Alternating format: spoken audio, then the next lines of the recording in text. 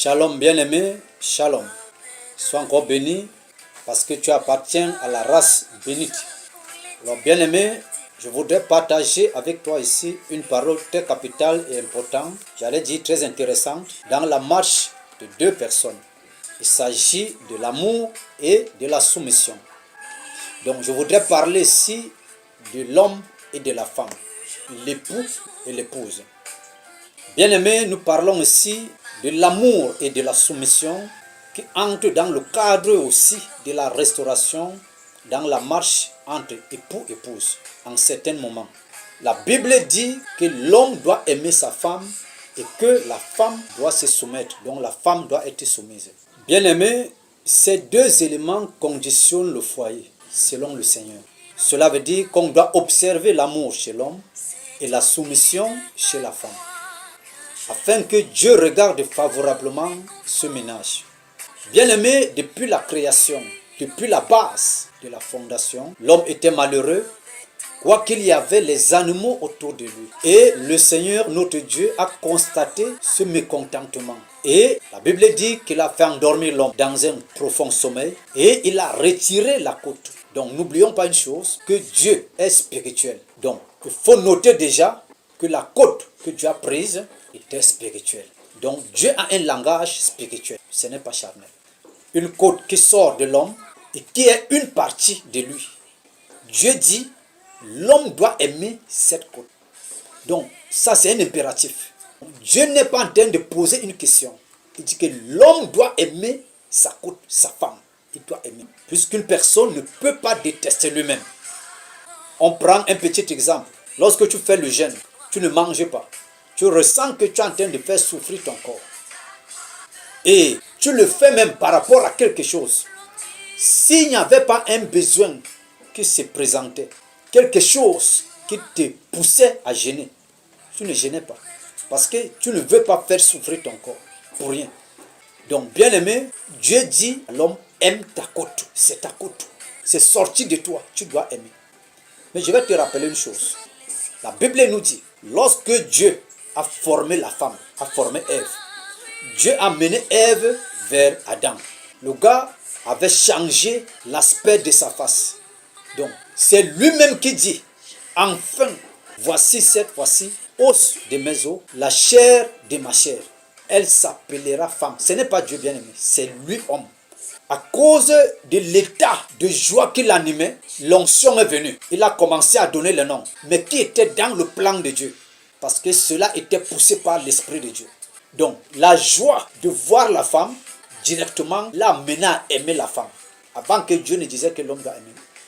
Cette joie l'a amené déjà à aimer la femme. Parce que quand la femme est venue, le gars, il a retrouvé sa santé.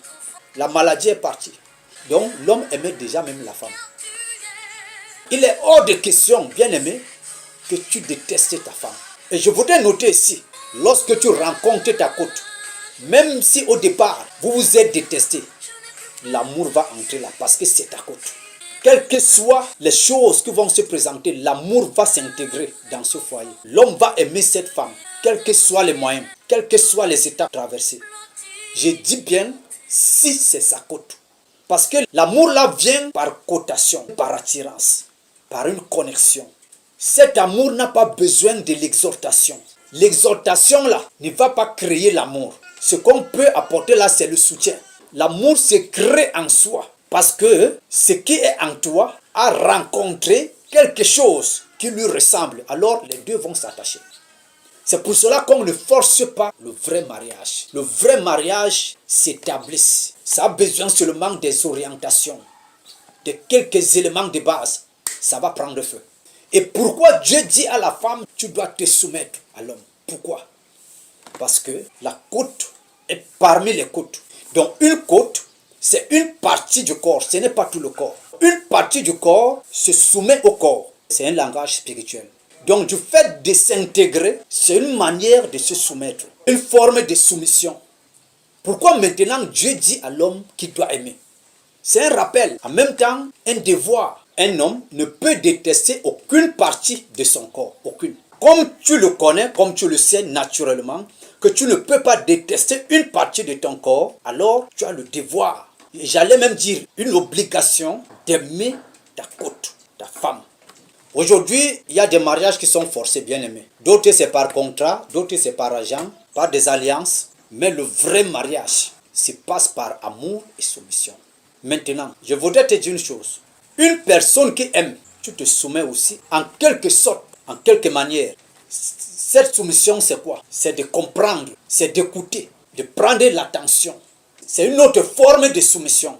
Je dis bien, quand tu aimes quelque chose, quand tu aimes une personne, en quelque sorte, en même temps, tu es en train de te soumettre à la personne. Parce que cet amour te conduit à l'écouter, à comprendre la personne. Cet amour te conduit à avoir un regard attentionné sur la personne.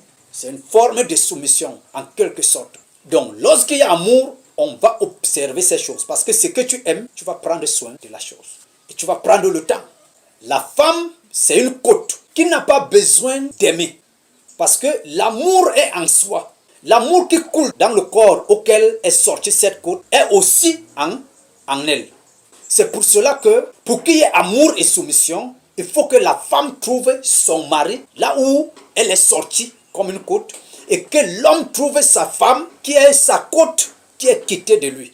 On va observer d'une manière automatique, même si cela n'a pas été au départ, mais cela va prendre feu dans leur parcours. Parce que c'est sa côte et qu'elle est sortie de lui. Donc, sans toutefois que quelqu'un les attire l'un l'autre, l'amour va naître. Donc, la femme n'a plus besoin de l'amour parce que l'amour coule en elle. L'amour qui se trouve en l'homme, qui aime tous les parties de son corps, alors cet amour coule aussi en elle, qui doit se manifester en cette personne. Donc, ce qu'elle a besoin, c'est la soumission pour retrouver sa place, pour garder sa place, pour qu'elle puisse faire son travail et son rôle dans ce corps, apporter ce qu'il faut, d'être utile pour que le corps soit en équilibre. C'est ce que nous voulons exprimer ici. La femme, lorsqu'elle a pris sa place, ça veut dire qu'elle s'est soumise et elle a pris sa place, la partie auquel elle doit occuper dans le corps. Lorsqu'elle occupe cette partie, en même temps, bien aimé, le même amour qui circule dans tout le corps va se connecter en elle et l'amour va prendre feu. C'est pour cela que vous allez trouver, lorsque la femme trouve là où elle est sortie, l'amour là se manifeste en elle. Elle aime sans toutefois qu'on l'exhorte. L'amour là se manifeste en elle, envers son homme. Lorsque la femme est en train de vivre la soumission, manifeste la soumission, l'amour va naître. Lorsque l'homme fait vivre ses sens, sa conscience, à comprendre que celle-ci est sa femme, celle-ci est sa côte, il va l'aimer. Par moments, l'homme regarde cette femme comme un démon, comme un problème qui est venu dans sa vie. Il ne la regarde pas comme une côte. Il ne la regarde pas comme quelque chose qui est sorti de lui.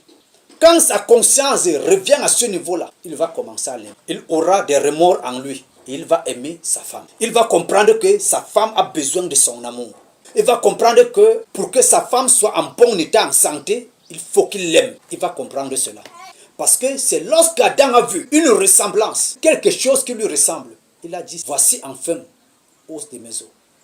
Lorsque l'homme va reconnaître que c'est l'os de ses os, c'est sa chair là-bas, il va l'aimer. Parce que Adam, personne ne l'avait dit d'aimer Ève. Il a vu que celle-ci me ressemble. Celle-ci est sortie de moi. Quand tu pars épouser, on t'a obligé? C'est la question qu'on se pose. Est-ce qu'on t'a obligé de l'épouser? Si on l'a épousé pour toi, mais reviens pour faire toi-même le choix. Le choix, c'est entre toi et Dieu. Ce n'est pas une personne, c'est toi et Dieu. Donc, hors de question que tu épouses une femme et tu ne l'aimes pas. Tu la détestes. Ça ne se comprend pas. Cela veut dire que ce n'est pas ta femme. Si c'est ta femme et que tu reconnais qu'elle est sortie de toi comme Adam avait reconnu, l'amour là va naître. Mais parce que tu la prends comme un problème qui est venu dans ta vie. Bien aimé, tu as été obligé, on t'a attaché les mains, on l'a porté venir mettre chez toi. Point d'interrogation. Pourquoi ne pas l'aimer? Pourquoi ne pas l'aimer? Pourquoi? Et je parlais à la femme, pourquoi ne pas se soumettre? Bien aimé, ces deux éléments conditionnent le foyer. Conditionne la restauration du foyer et conditionne la bénédiction de Dieu, la grâce de Dieu qui doit descendre du ciel. Parce que cette parole vient du ciel. Alléluia. Nous notons aussi, bien aimé, pour finir notre enseignement, que la soumission est un remède, un médicament pour un homme qui a les mauvais caractères.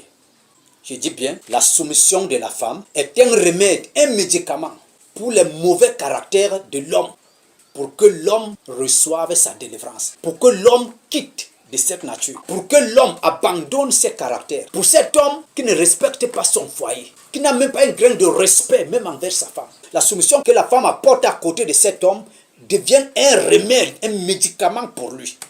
Pourquoi? Parce que quand la soumission est là, tu es à ta place. Et quand tu es à ta place, alors tu produis, tu donnes de l'énergie. Ce que tu apportes là, ça ne rate pas.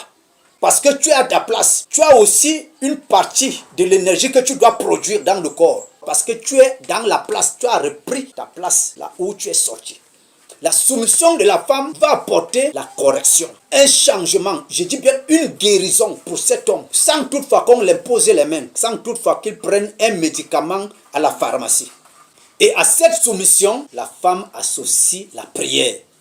La prière est là pour activer, pour maintenir, pour veiller, comme un sentinelle. Rien ne sera impossible pour elle, qui doit se manifester dans cet homme, parce que elle est entrée là-dedans. Donc elle est dans là-dedans, un bougique, elle ne sort pas.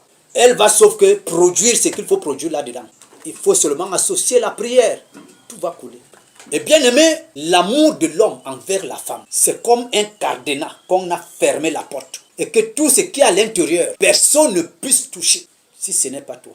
L'amour de l'homme envers la femme, c'est comme un cadenas que tu as pris, tu as fermé la porte et tu as bloqué. Et à l'intérieur, tu te trouves là, la femme se trouve là.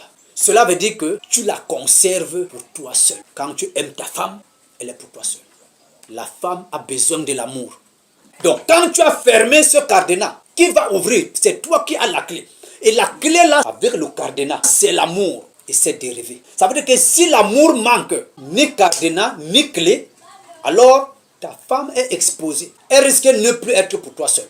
Parce que les brigands peuvent entrer dans cette maison. N'importe qui peut entrer dans cette maison et voler ce qui t'appartient. Comme elle-même, elle peut sortir de cette maison et aller ailleurs. Pour que tu fermes la porte de ton corps pendant qu'elle est à sa place en tant que côte. Que tu fermes avec le cadenas et que tu détiens la clé, c'est l'amour avec ses dérivés que tu dois manifester envers elle. Tu as fermé. Si elle traverse à ce niveau, cela veut dire qu'il y a un démon qui l'anime, ce n'est plus elle-même. Ça veut dire qu'il y a le cadenas, il y a la clé avec toi et elle arrive à casser la porte. Ce n'est pas elle-même, elle n'est pas dans le bon sens. C'est un démon. Et là, elle a besoin de la délivrance. Elle a besoin de la délivrance. Donc, bien aimé, nous voyons que ces vertus, ces fruits constituent les éléments essentiels pour la réussite d'un foyer, selon le Seigneur. Associé à la prière. Et c'est un foyer heureux. Le bonheur sera manifesté. Parce que ces éléments attirent le bonheur. Nous rendons grâce à Dieu. Je prie que tu sois cet homme qui va aimer sa femme. Si cet amour manquait, à travers cette parole, que cet amour naisse au nom de Jésus. Et je prie que toi, la femme, que tu reçoives cette grâce, cet élément capital, la soumission, afin de retrouver ta place. Que la soumission entre en toi comme une injection, une perfusion pour te soumettre.